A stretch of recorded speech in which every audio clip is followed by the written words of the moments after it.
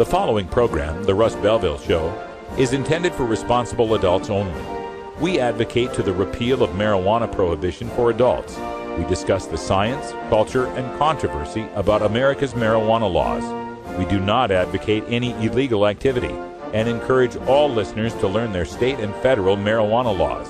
Opinions and claims made by guests and advertisers on The Russ Belville Show are their own, and The Russ Belville Show cannot be held legally responsible for their validity or reliability. Viewer discretion is advised. You take a seed, you plant it, you grow it, you dry it, you roll it, you smoke it. You take a seed, you plant it, you grow it, you dry it, you roll it, you smoke it, and it goes down smooth. Hey! Spanning the continent to bring you the truth about cannabis and marijuana law reform. I smoke pot and I like it a lot. From the promise of legalization. And I think that we need to rethink and decriminalize our marijuana laws. To the agony of prohibition. One major responsibility is to encourage people to use less drugs. The Russ Belville Show, the voice of the marijuana nation. Yeah, I hear you had a question for me. Now, here's your host, Radical Russ Belville. Good day, tokers and tokettes, and welcome to the show. It is Thursday, April 3rd, 2014, and it's got to be 420 somewhere in the world. Thanks for joining me here today for another 2 hours of news, interviews, information, music, comedy, fun, and more here on the Russ Belville Show. Today, it's our Cops Say Legalized Drugs segment, where we visit with former law enforcement, prosecutors, prison guards, etc. from Law Enforcement Against Prohibition. Today's guest is George Forsythe. He's a former Maryland state trooper. We'll talk to him about how he came to realize that the war on drugs was unwinnable and that the best thing we could do is to legalize all drugs. Also on today's show, we'll have time for a radical rant, and I am calling for the firing of DEA Administrator Michele Leonhart. We will take a look back through her career all the way back to 2007 when she was appointed acting DEA Administrator, give you a retrospective on some of the lowlights of her time in office at the head of the DEA and why now she has gone way too far and crossed the line and needs to be fired by President Obama as soon as possible. That's coming up in the Radical Rant at 45 past the hour. Also on today's show, we've got Groovin' Thursday for Daily Toker Tunes. We got a special guest calling in today for Daily Toker Tunes. Highdro will be joining us to give us a little bit of information about his career and his art. He'll also tell us all about the tune that he is performing with Inkwell, which is known as the Secret Cup Anthem. Of course, the Secret Cup, one of those concentrate cups that had just recently taken place, and we'll find out how he got to get hooked up with all the guys from the Secret Cup.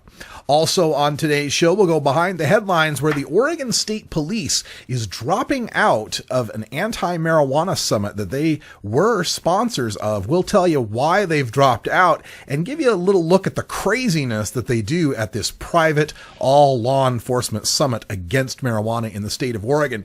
But before we get to all that, we'll do our 420 radio news, and in the headlines today, we've got weed maps and their Times Square ad facing a little difficulty. We've got pot decrim and legalization in Maryland falling by the wayside, medical marijuana for epilepsy, CBD only for the kids in Illinois, Washington State with a pot shop license lottery coming up, and the Denver 420 Festival announces 2 huge performers for 420. We'll tell you who they are when we come back.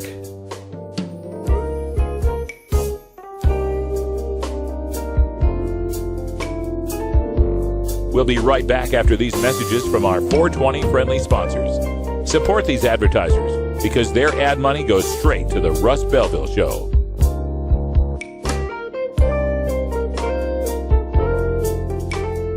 You're tuned into the Russ Belville Show, the voice of the marijuana nation.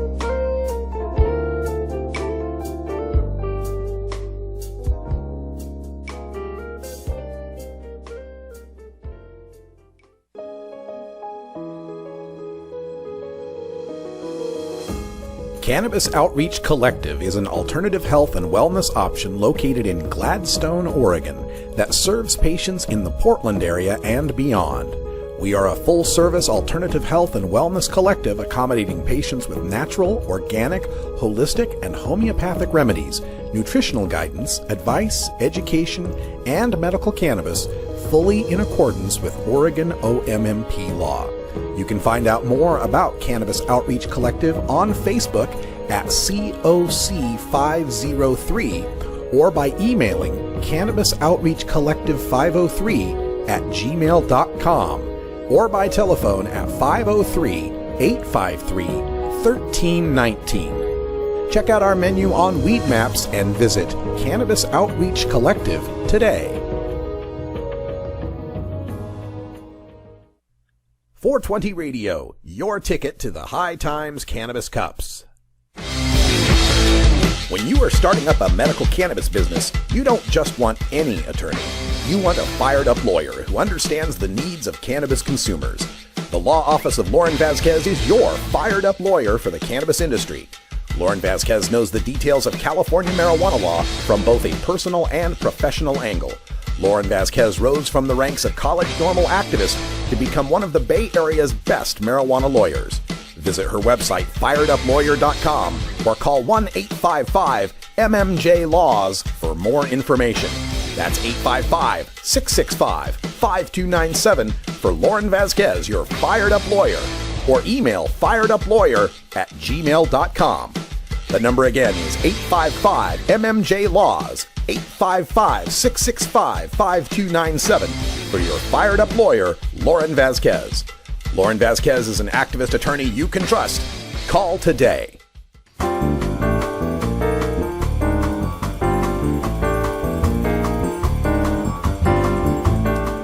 This is your 420 Radio News for Thursday, April 3rd, 2014. I'm Russ Belville.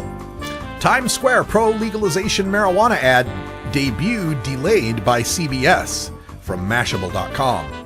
A pro-marijuana legalization advertisement targeting New York's adult crowd was scheduled to debut in the infamous tourist attraction of Times Square early Tuesday morning, the Daily News first reported. But before the ad could go up on the CBS Superscreen billboard, it was pulled by the corporation for review by its legal team. Weedmap CEO Justin Hartfield told Mashable, quote, "I was surprised but not shocked.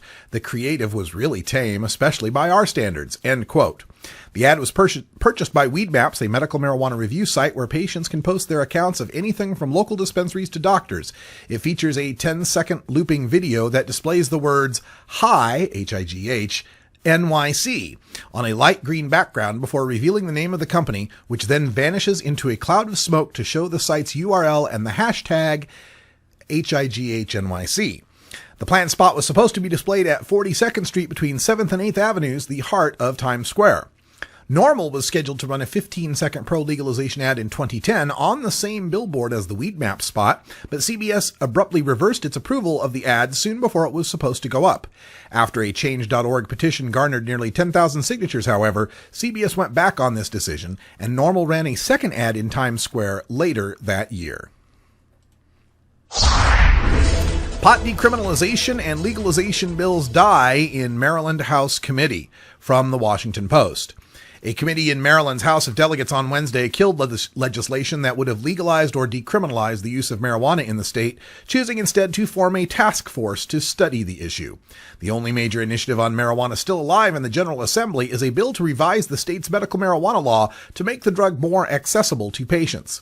Many lawmakers believed that decriminalization, which would treat possession of small amounts of pot like a traffic ticket rather than a criminal offense, stood a better chance of passage than bills that would have fully legalized marijuana, taxing and regulating its production and distribution in a way similar to alcohol.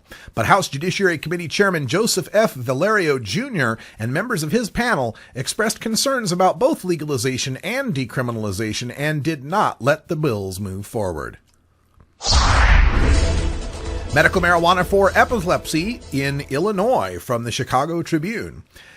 Children would be able to use medical marijuana to treat severe cases of epilepsy under a measure lawmakers advanced Wednesday in Illinois. The medical marijuana proposal cleared the Senate 49-5 as a sponsoring Senator Iris Martinez dismissed worries that children would be, quote, getting stoned. The Chicago Democrat said the oil part of the cannabis plant that's been helpful to children contains little to no THC, the element often associated with getting high. The bill, which heads to the House, would add epilepsy to the list of ailments that medical marijuana can be used for in Illinois and restrict use for epilepsy patients to those under age 18. Medical marijuana was approved by lawmakers last year for numerous ailments, but it is not expected to be available to the public until 2015. Martinez said she took the issue up after receiving a letter from a mother who moved to Colorado with her child so he could receive medical marijuana to treat his seizures. Washington State plans for pot shop license lottery from king5.com. Washington State will hold lotteries this month for its coveted legal marijuana retail licenses. The Washington State Liquor Control Board on Wednesday adopted a plan for the lotteries, which will be held for any cities or counties where there are more pot shop applicants than licenses allotted. The board says the lotteries, to be held April 21st through 25th, will be double-blind to ensure security, and the board itself will play no role in picking the winners. Instead, a random order will be generated by Washington State University with the assistance of the accounting firm for the Washington Lottery. The winners will be given priority in the issuance of licenses, but they'll still have to pass financial investigations and meet other requirements. The first retail sales are expected to begin in July. Originally, more than 2,100 people filed for the state's 334 retail licenses. With pot legal, festival trying to go mainstream from ABC News, organizers of Denver's annual April 20th Marijuana Festival on Wednesday announced that rapper B.O.B. and singer Wyclef Jean will headline the event as they try to draw a big post-legalization crowd and shake the memory of last year's event, which was marred by a still unsolved shooting.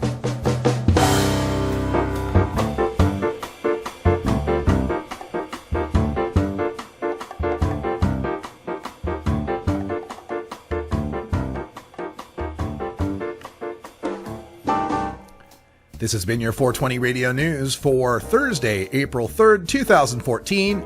I'm Russ Belville.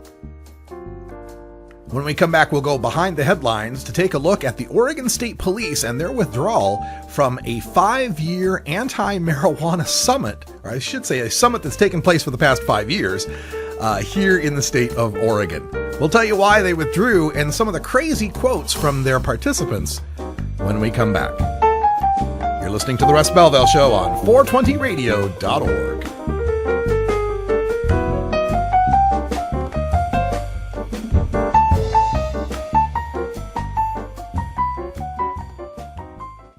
Hey, tokers and tokettes, Radical Russ here to introduce you to my friend Matt and all the staff at Lush LED Lighting.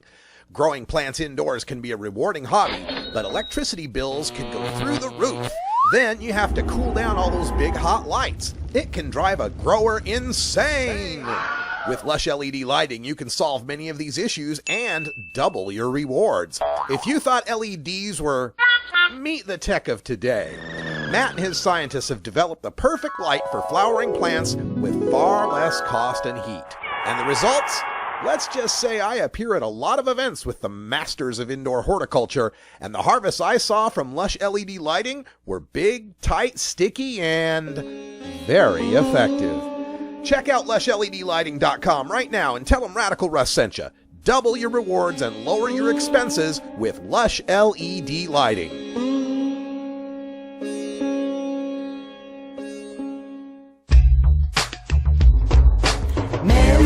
Marijuana, do you wanna? Mary, do you wanna? Tonight. As marijuana goes mainstream, you need to be armed with the facts. Nobody can teach you better than Dr. Mitch Earlywine, Ph.D. You may know Dr. Mitch from his column in High Times magazine or his weekly appearance on The Russ Belville Show. Dr. Mitch is also the author of some of the best books on marijuana science, culture, history, and health, including Understanding Marijuana, Parents' Guide to Marijuana, Pot Politics, and more. Visit Amazon.com and search for Mitch Earlywine, that's EARLEYWINE, and order your books today. You can also contact Dr. Mitch by email at 420research@gmail.com.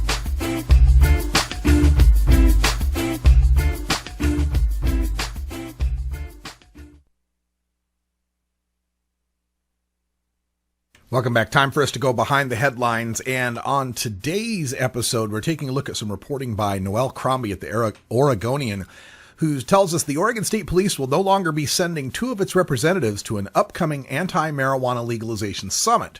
Lieutenant Greg Hastings, a spokesperson for Oregon State Police, said that State Police Superintendent Richard Evans Jr. canceled the appearances by two sergeants at the 5th Annual Oregon Summit, Impacts of Marijuana, that'll be held April 15th and 16th. This annual anti-marijuana scare rally is produced by Shirley Morgan of the Fort Hood Coalition Against Drug Crime, whose fiscal agent is the Florida-based Drug-Free America Foundation, founded by Mel and Betty Sembler from the ashes of their convicted teen-abusing, false-imprisoning drug rehab Straight Inc. The event is invitation only. No members of the public or media may attend. Sergeant Walt Markey had been scheduled to speak on the impacts of the Oregon medical marijuana program. Sergeant Markey works in Josephine County in Southern Oregon, and the conference brochure describes him as a career law enforcement official who, quote, has been recognized several times for his success, end quote, and as a leader who helped produce, quote, a dramatic increase in seizures. Sergeant Eric Fisher had also been scheduled to speak on the impacts to property and is listed as a drug enforcement program sergeant. Oregon State Police had been listed as a sponsor of this summit, but Lieutenant Hastings said its sponsorship consisted only of sending the two sergeants to speak.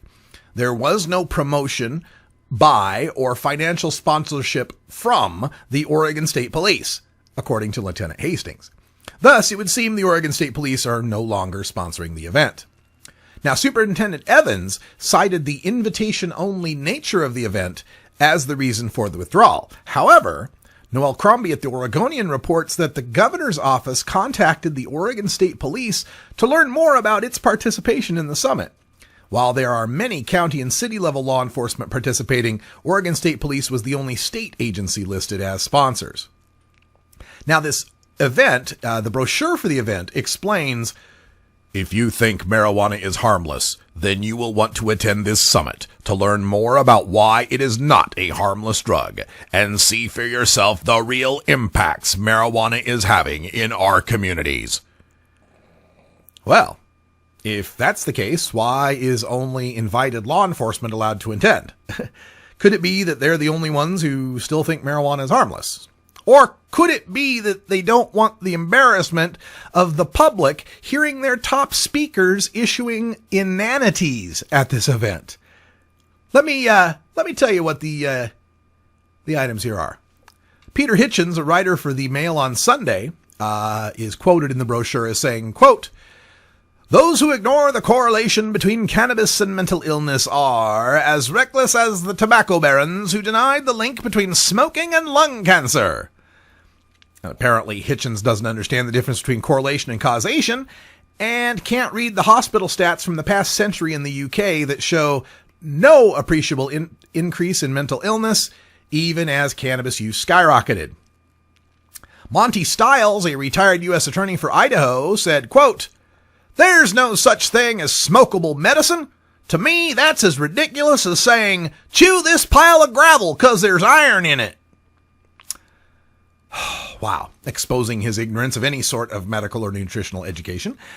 Continuing, who else is going to be there? Oh, Bill Montgomery, the Maricopa County, from Arizona, Maricopa County attorney, who says, quote, "No matter what U.S. Attorney General Eric Holder says about letting Colorado and Washington legalize marijuana, possession and sale of the drug remains a federal crime." Which is interesting considering as a county attorney, he's not charged with enforcing any federal laws. Mitch Morrissey, the Denver DA, says, quote, "Pot is directly connected to 12 homicides in Denver." End quote.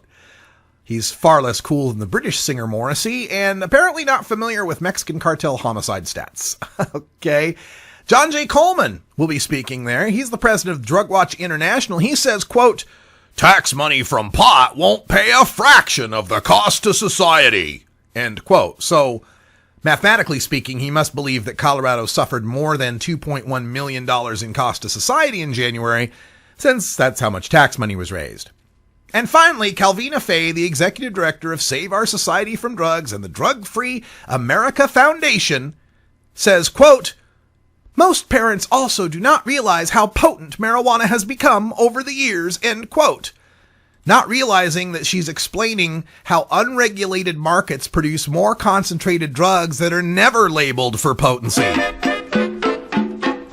The insanity of it all. Hey folks, that sound means it's time for us to take a break. It's 20 after, and when we come back, we'll have our daily Toker tunes. We'll get Highdro on the line, play some new hip-hop for you. Stay tuned. Oh, have you ever met that funny reefer man? A reefer man. Have you ever met that funny reefer man? A reefer man.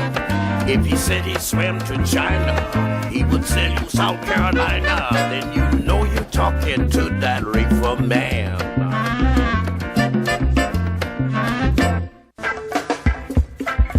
I'm Sub Cool from Team Green Avenger.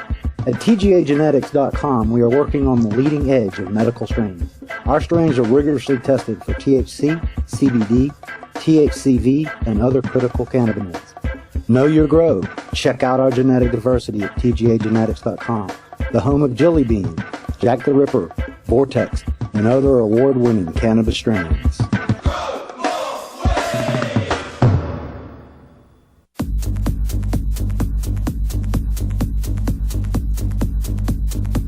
Support the Russ Belville Show. Text the word Russ to 420-420 and connect with the National Cannabis Coalition.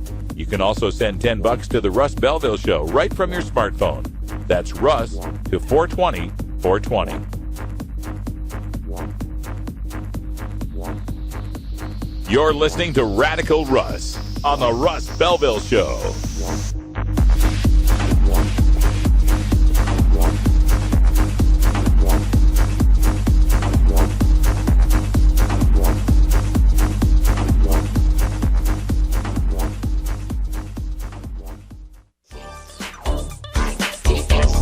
Big Daddy thinks. Funky roller ring. Oh yeah, this is Big Daddy, and I'll be your freakazoid every Thursday night, right here at the Funky Roller Ring. Funky Roller Ring. 11 Eastern, 8 Pacific, only on RadicalRuss.com.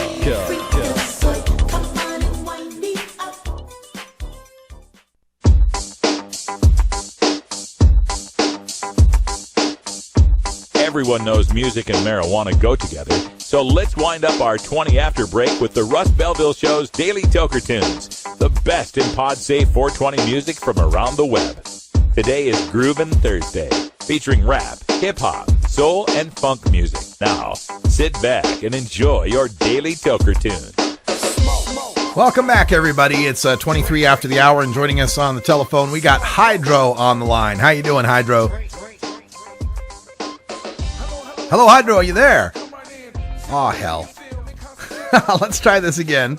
We'll try and reach out to Highdro, see if we can get him on the line. Now, this is kind of cool because I go to all these different events across the country, and at a lot of them, I have different artists that'll approach me at the desk. You know, they'll have a CD that they're passing around, trying to get people interested in it, and they'll stop by, drop off the CD, and I'm like, hell, why don't we just call you into the show one of these days? You can be a part of the show. So let's see if we got Highdro on the line. Are you there, Highdro?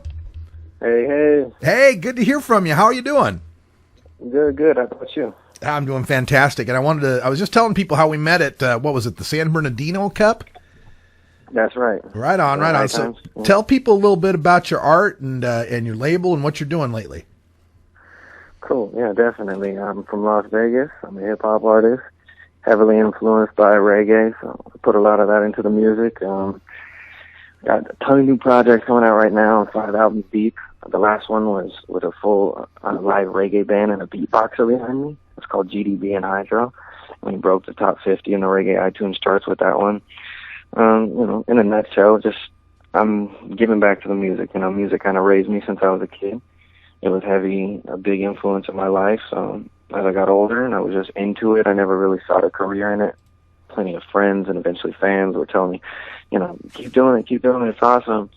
And it just turned into a career 7-8 years ago, and I've stayed thick with it and just spreading positive vibes, enlightening people about the movement of cannabis, because cannabis is, you know, huge in my life. It's my spiritual sacrament. It's so many great things as to many of your listeners. I'm sure that benefit from it as well. That's excellent. And the tune we have today is the Secret Cup Anthem, and it's you and collaboration here with Inkwell. How did you meet up with Inkwell, and how did you guys get to do the Secret Cup Anthem? Yeah, well, the Secret Cup Anthem came about, shout out to Dub Glassworks, actually. Isaac and the whole crew there are good buddies of mine. I hit up Isaac when I was in Denver looking for some proper concentrate, and he mentioned Top Shelf and as well as Nicotine Solventless, which I'd heard about both of them in Vegas, the word spread and stuff. I ended up linking up with Dan and, got some of that amazing medicine, talked with him about the shows that he was throwing and he had going on. It was when he was really just getting the cups, rocking and starting. And he asked if I'd ever want to come out and do one. So I came out, I did one. I was blown away with the whole scene, getting more and more into concentrate myself. He asked me if I wanted to do like a song for it, and I said definitely. It only made sense to do like a song specifically for it, like everything that I had experienced at the Cup, all the people I had met, just so many new friends and good vibes. So I wrote 2 verses as well as the hook, and I went out to the finals. And actually, it might not have been the finals. I might be wrong, but I went out to one of the ones in Denver. Might have been right before the finals.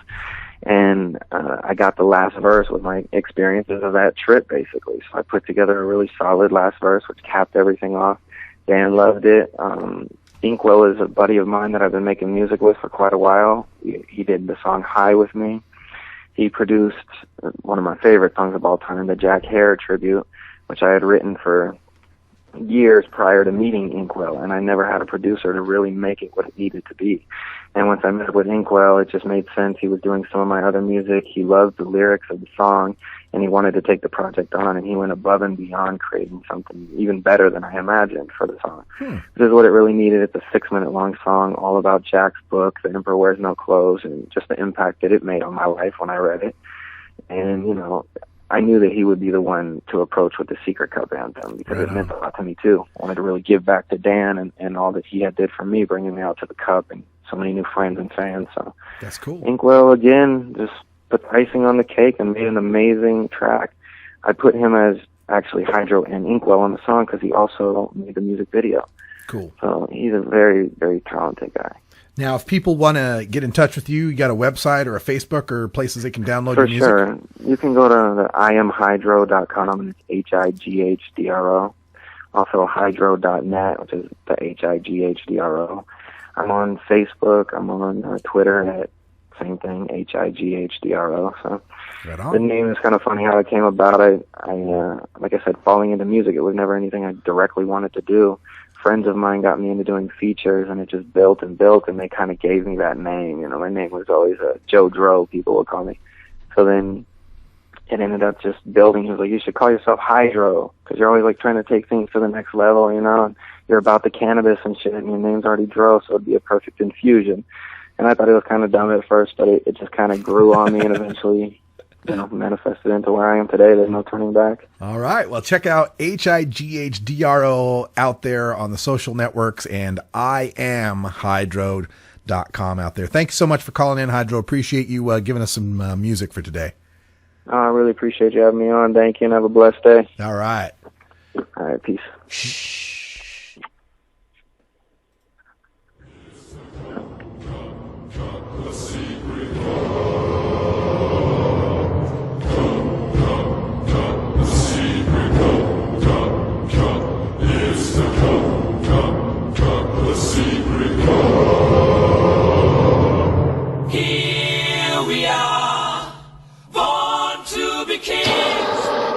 Welcome to the Cup. I'm so glad that you made it. From LA to NY, we all getting faded. All across the nation, tell me who got the best. The top shelf extracts, I won't settle for the rest. No, it's gotta be that proper. Get me high as helicopters. Chest thumping like a chopper, coughing like I need a doctor. Talking slow like a mobster, leaning low in my chair. Thinking, what should I hit next? Could get high off the air. Dabbing with the judges, extract extraordinaire. Tangy to the T.I. Terps got them well aware. Highly educated, top-notch debonair. You damn right we faded, but I still hit, I ain't scared. Call me Mr. Dabalina, Mr. Glide Dabalina. The 91 ISO got the rig looking cleaner. Dab bar, do it big. Where's my number? Have you seen it? That's the game of the event, and most will never find it either. No. Welcome to the Cup.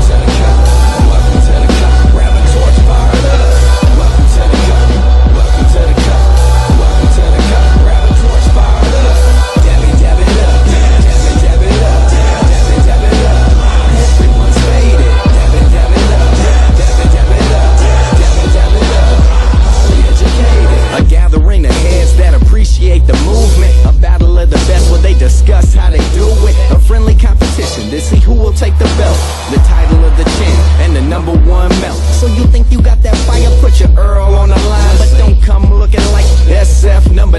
From the oil to the butter to the tasty proper wax, I love it all. Crumble, shatter, and a snap. From the garden to a lab, first a nug, then a slab. Now it's silicone jars, no more Ziploc bags. Taking dab after dab, cause it tastes so good. Taz told me let it puddle, now I got it understood. Let the nail cool down, slap the car cap on. Mini rigs, emails, no more 5-foot bombs. So many dads, my head's spinning, I'm like, when will it end? Oh snap, 710, time to do it again. Come on! Welcome to the cup, welcome to the cup, welcome to the cup. Grab a torch, fire it up. Welcome to the cup, welcome to the cup, welcome to the cup. Grab a torch, fire it up. Dab it up, dab it, dab it up, dab it, dab it up. Everyone's faded. Dab it up, dab it, dab it up, dab it, dab it up. Highly educated. Can't be a hash maker bragging without your shadow dragon. Plenty ride up on the boat, yeah, but who's gonna be the captain? Like emerge when he dabbing, He-Man slab snapping, an alien, yo Adrian, torch great and savage. Compete, that'll tell you who stands out from the rest. Don't run your mouth, run a batch and put it to the test. Yeah, your patience would prefer to know whose product is the best. So patience when you purge, because perfection is the quest. Analyze the analytics, they say numbers never lie. They got me high as Tyro gymnast, flipping blind through the sky. But I'm cool, calm, collected, no, this ain't my first ride. The feast will turn an anorexic to a fat guy. If not, Fugal do the trick, yeah, the after party live. Weed maps, rig rags, H-E-T-I. Dope rigs, this is new age dab life. 17 is 420, no longer got us high. Welcome to the cup, welcome to the cup, welcome to the cup. Grab a torch, fire it up. Welcome to the cup, welcome to the cup, welcome to the cup. Grab a torch, fire it up. Dab it up, dab it, dab it up, dab it, dab it up. Everyone's faded. Dab it up, dab it, dab it up, dab it, dab it up. Highly educated.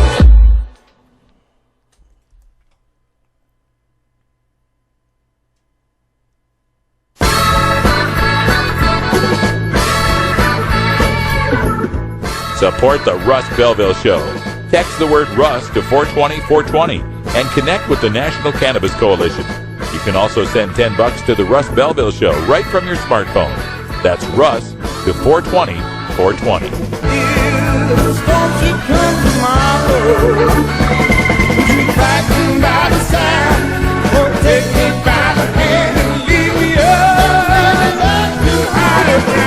You're listening to Radical Russ on the Russ Belville Show.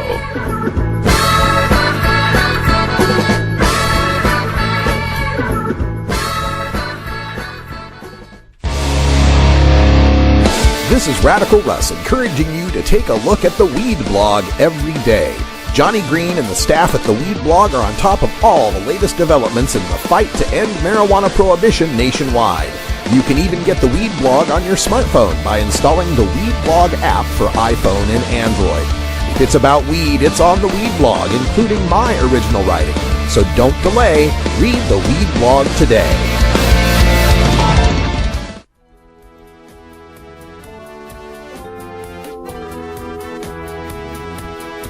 .420 Radio is 24-hour marijuana legalization radio. Check out our primetime lineup every weekday.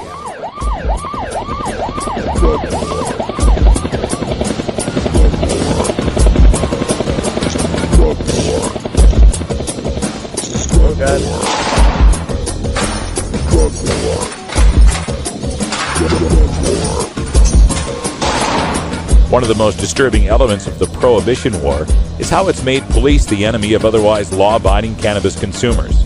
Fortunately, one group of police officers knows the futility of prohibition and reaches out to educate the community and current law enforcement.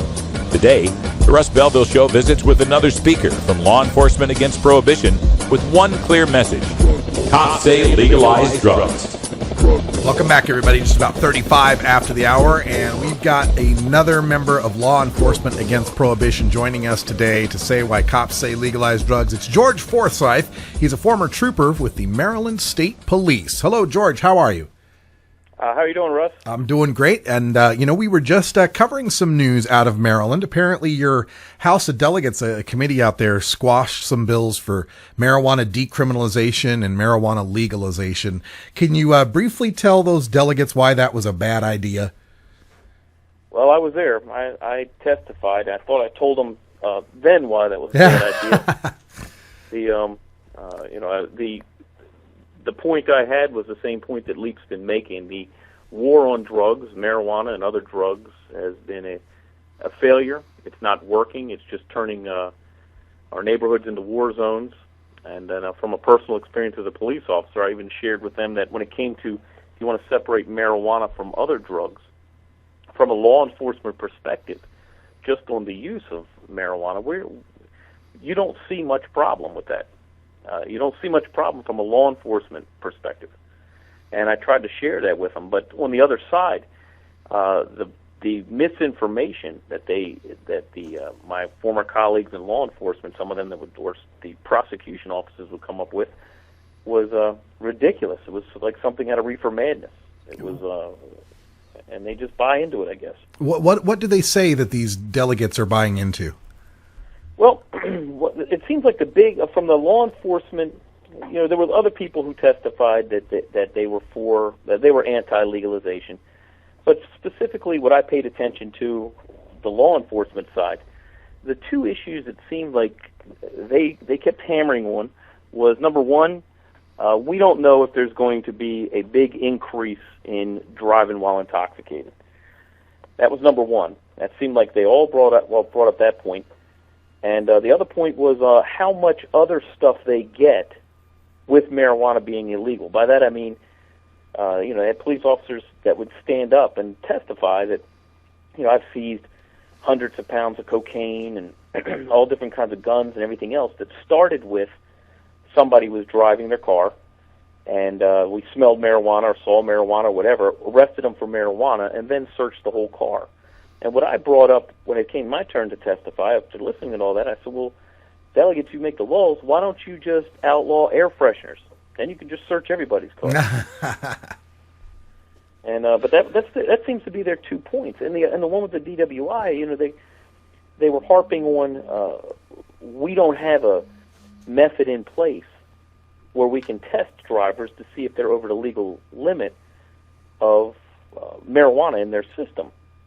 And they all kinds of misinformation and stats going back and forth. But I remember when most of my career I was a detective, either in narcotics or specialized units or undercover units. But I did my time in uniform. And even way back then, back in the 80s, every now and then I would arrest somebody who was obviously driving under the influence of drugs. I can recall one on PCP one time. I can recall one that was on heroin. If somebody's driving erratically or driving something, you don't need a blood test to know if somebody shouldn't be driving a car. Same thing with alcohol.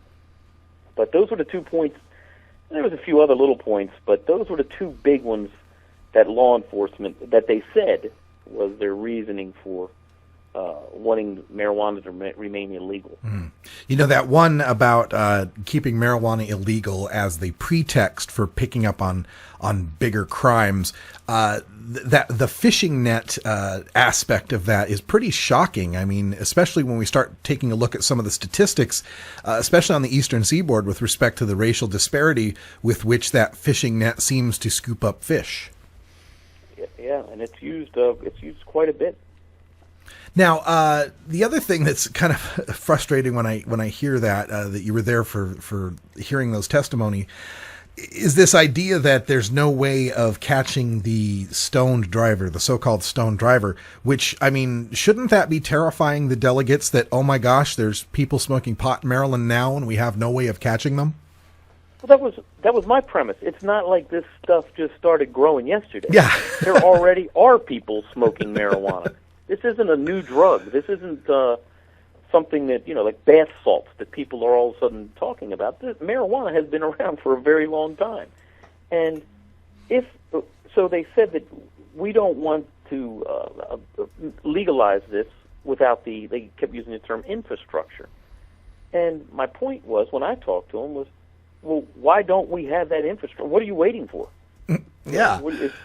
We're not going to start until we don't start developing a test to see if somebody has had too much, have smoked too much, or or and other drugs injected too much or snorted too much until it's legal. Well, that just tells me that they're not seeing it as much as they want to pretend that they're seeing it. There we go. And another point I wanted to get to, and this was something I picked up from your bio up at leap.cc, and that is the aspect of policing marijuana that distracts and takes away resources from the policing of other crimes. You have a line in your bio here about executing a search warrant for a non-drug related crime, and then you have to take your time prosecuting the girl for heroin. How much did that impact your work? It impacted it a lot. If, for example, if you have a short night and there's not a lot of officers, and I worked at different traffic barracks where there weren't as many officers out there, if you get a marijuana arrest or any kind of drug arrest, not only do you have the prisoner to process and the paperwork that goes along with that, the administrative paperwork has to be processed, the process for the court where you take them to a commissioner here in Maryland, that has to be done. Somebody has to weigh those drugs, package those drugs, submit those drugs into evidence, and then you have court dates, and the standard first court date for a possession is, I'm sorry, I need some time to get a lawyer, and so you come back a second time, and sometimes a third time. It's just a complete waste of time, in my opinion. There's so much other things as a police officer that we could be doing. As difficult as it is trying to get even just modest marijuana decriminalization through the Maryland Assembly there, as we look at the resurgence in heroin overdoses that's happening, especially on the East Coast, how do you make the case to them, when they're so reticent on marijuana, that we need to legalize things like heroin and treat it like a public health problem? Well, it is a public health problem. The addiction isn't something that's just going to go away. And when right now the way it is, when there's heroin or we'll talk about marijuana in a minute, but other drugs like cocaine, heroin, stuff that you can't just look at it and know what's in it. Marijuana, you could pretty much look at it and say that's probably marijuana. But when it's cocaine, heroin, things like that, you don't know. And I tell people, unless you have a chemistry set in your back pocket, you don't know what you're buying. But I know, for example, if I want to go get a beer tonight at the liquor store, I can look at that bottle and I can know what proof alcohol it is, what company it is, what's in it, the ingredients are labeled. It's regulated. So with the overdoses and everything, right now there's people buying stuff that you're leaving it in the hands of basically drug dealers, or gang members, or drug dealers, or cartels, or whoever. They're telling you and they're regulating what's in their product. And a lot of them, they're not so much interested in you, it's making that dollar. As long as it's a black market, you're going to continue to see that, is my opinion. Yeah, and in your experience, how have your fellow officers, the people that you used to work with, reacted to some of this? I mean, you said some of them, your former colleagues, are there testifying, but I've got to imagine that you're not the only one who saw the futility in what you were doing. Oh, no. Especially for the drug war in general, there's a lot of people, you'd be surprised, there's a lot of police officers who would tell you readily, we're not doing this right.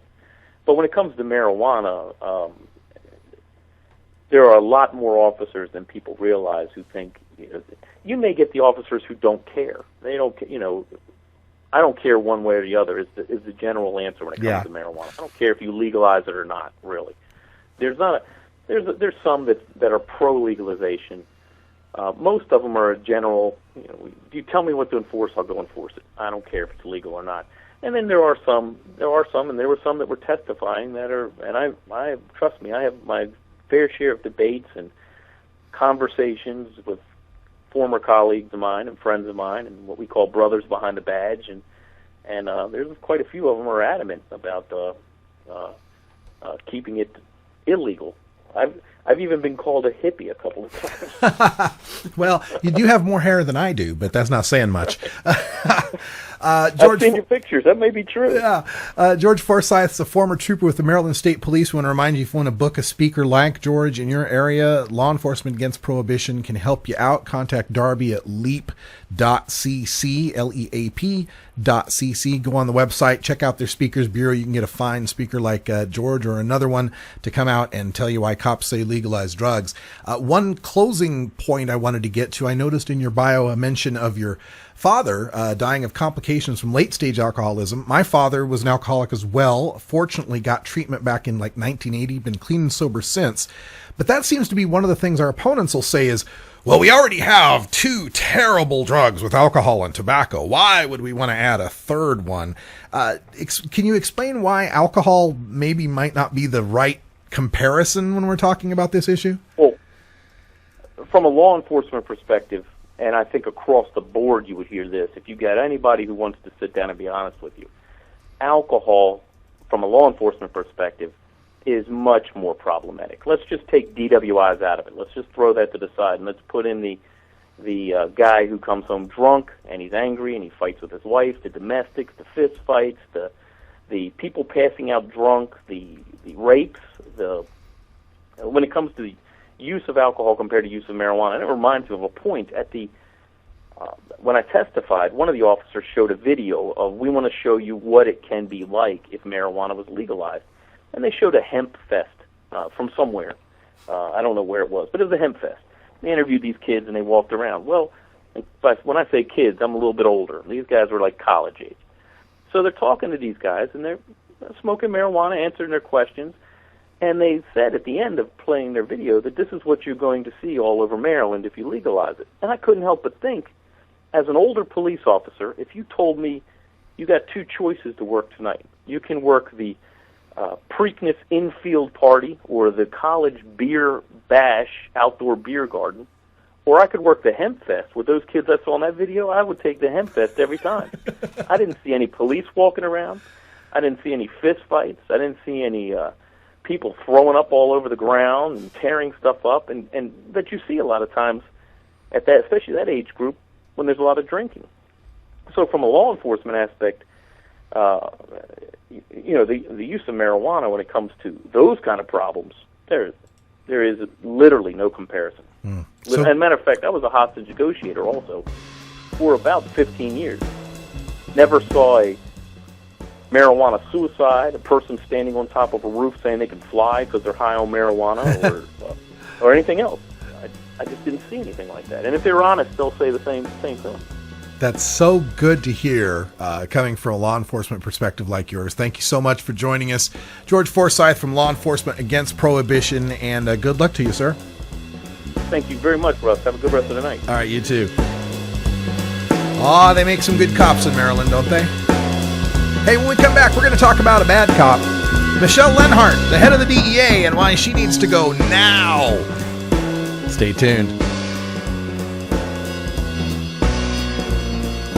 We'll be right back after these messages from our 420 friendly sponsors.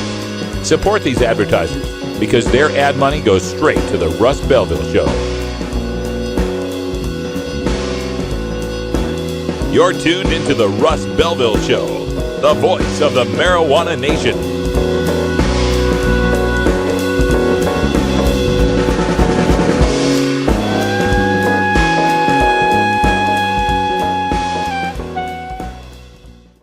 Ever wonder how often to change your bong water? The most effective method for baking pot brownies? The best destinations for a ganja getaway? How to hide herb in your car? Whether to grow your own? How precisely to legalize it? Or how something as wonderful as marijuana ever got to be illegal in the first place? Finally, you can find all these answers and much more in the official High Times Pot Smoker's Handbook, featuring 420 things to do when you're stoned. Since 1974, High Times Magazine has covered marijuana in all its aspects and wonders, from cultivation to legalization to the herb's enduring and exalted place in popular culture. Packed with inside information, the official High Times Pot Smoker's Handbook rolls all of this collected wisdom together into a single indispensable ganja guide, including an entertaining look at marijuana's history, profiles of herb-friendly travel destinations and festivals, favorite potluck recipes from the High Times staff, smoking skills, advocacy and activism, essential marijuana movies and songs, profiles of famous cannabis strains, comprehensive growing information, celebrity endorsements, and much more. This is truly, finally, the ultimate guide to green living. 420 Radio, turning red states and blue states green.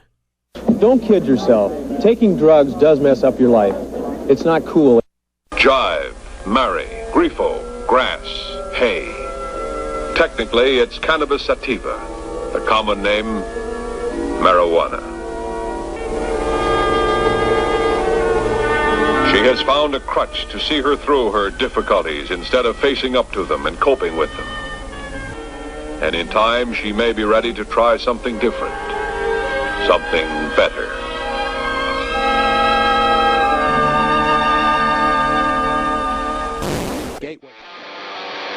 You want answers?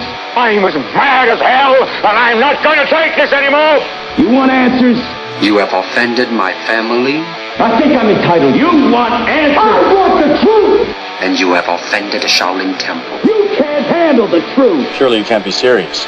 I am serious. And don't call me Shirley. Radical Rant. You know, I did an April Fool's bit the other day about President Obama getting caught smoking crack in the Oval Office. Not crack, but dabs, actually. They said it was crack, but he said it was dabs, and it was just a joke. But, man, given the events of the past couple of days, I got to think that President Obama must be smoking some dabs, because he's one mellow mofo compared to how I would be if I had someone serving under me acting like DEA Administrator Michele Leonhart. Let me just put you into a state of mind here. Imagine that your old boss left your company and a new boss is going to take over, okay? And your job is to handle the sales department. And frankly, you're pretty lousy at it. You're a lousy sales manager. And not only has the company lost millions of dollars over your tenure, but some of your mistakes actually led to the deaths of people, which you then tried to spin as the fault of your competitors. And when your new boss tries to ask you questions about company sales, you don't really answer the questions. You give him a bunch of non-answers to hide your incompetence. And then, as the new boss is giving an address to the whole company, as he explains how he set a new course for the company, you stand up in the middle of it all, point to your new boss and shout, "You're a terrible boss. Your ideas are lousy, and my department is going to fight to make sure your projects fail." So, how long do you think you'd have that job? Well, if the job is administrator of the DEA and your name is Michele Leonhart, you'd be going on 7 years now with no sign of being fired. President Obama, please. This girl's punking you out. Michele Leonhart took over for Karen Tandy when she resigned as the DEA administrator during the Bush administration back in 2007. When Barack Obama won the presidency in 2008, he kept her on as acting administrator of the DEA. That was something that shocked me too. When Obama got elected, when it came to war, he kept Republicans in charge. War on drugs, Michele Leonhart. Defense Department, he kept Bush's guy. Anyway, in 2010, after she'd been doing this job as acting administrator for 2 years, President Obama nominated her for the administrator job, which the Senate confirmed unanimously by voice vote. Since then, Leonhart's made headlines for her awful gaffes and the mule-headed dedication she shows to absolute marijuana prohibition. Let me regale you with just a few examples.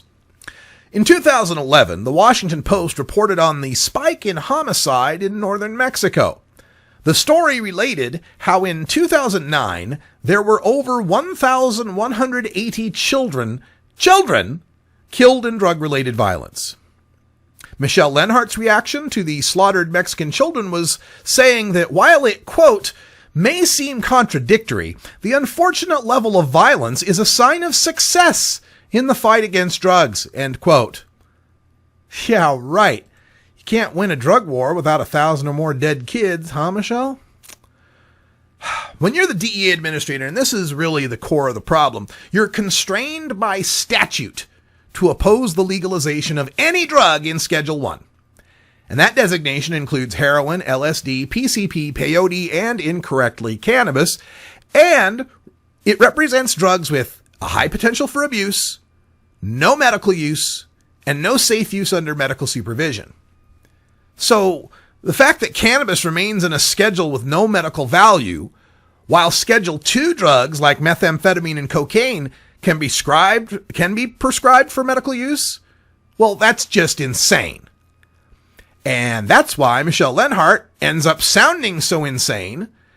In fact, in 2012, she was being grilled in Congress by Representative Jared Polis of Colorado and Representative Steve Cohen from Tennessee.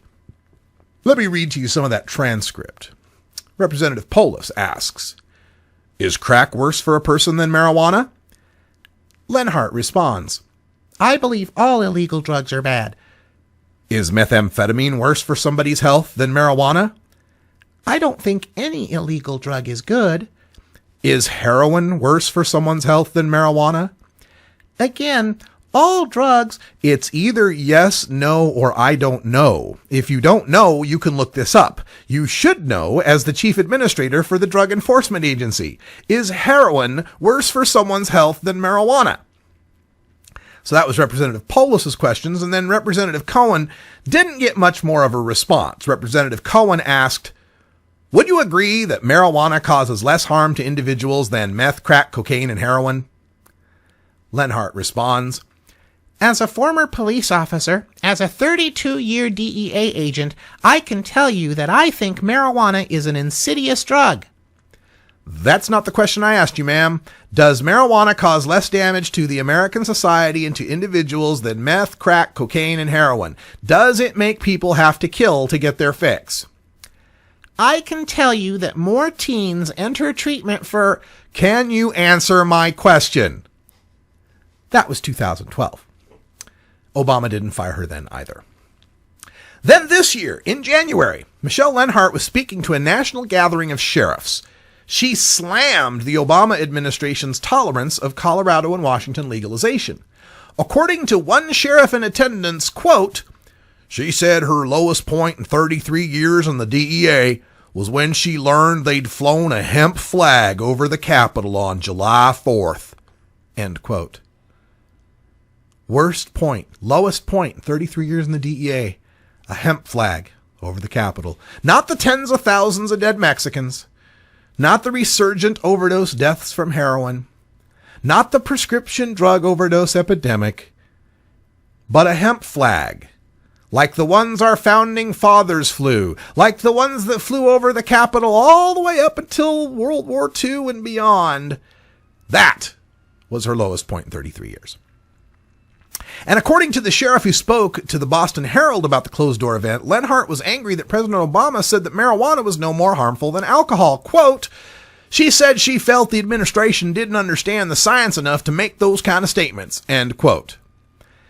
And if a hemp flag drew her ire, what else got her prohibition panties in a bunch? Quote, "She was particularly frustrated with the fact that, according to her, the White House participated in a softball game with a pro-legalization group." End quote. Well, she's probably even more frustrated that in the past 2 years, the White House has been beaten by the legalizers by scores of 25-3 and 5-2. But now, Leonhart has gone even further beyond what most employers would tolerate from their managers. In a hearing this week for the DEA's budget, Leonhart repeatedly criticized her boss's policy toward marijuana legalization. In response to a question about the administration's tolerance, Leonhart said, quote, "Our agents are fighting back against those messages. It makes us fight harder." End quote. And she also lied about Colorado residents turning against legalization when two polls out in February and March showed more Colorado voters' support for Amendment 64 than when it passed in November. Now, while it's long past time for President Obama to fire Michele Leonhart, given the DEA's mandate to oppose all legalization of marijuana, how would the next appointee be any different? We're not going to see any sane federal position on marijuana until it's removed from Schedule 1, period. Hey folks, that's all the time we got for Hour 1 here, but stay tuned for Toker Talk Radio in Hour 2. We're hanging out with Brian the Red and talking about the news of the day. We also might smoke a little, you never know. For Brian the Red, I'm Radical Russ. Thanks for joining us, and until next time, take care of each other, Tokers.